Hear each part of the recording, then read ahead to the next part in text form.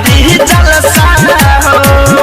संतोष तिवारी मितलेश नचे ही जून हो। संतोष अशोक दिनेश नचे ही जून हो।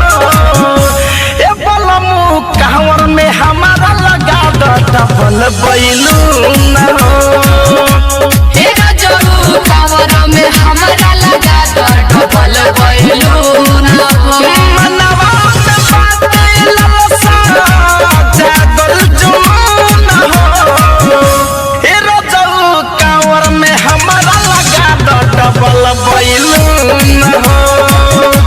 हे रजऊ कांवर में हमारा लगा दो डबल बैलून हो। Recording by KCP music Dhaka.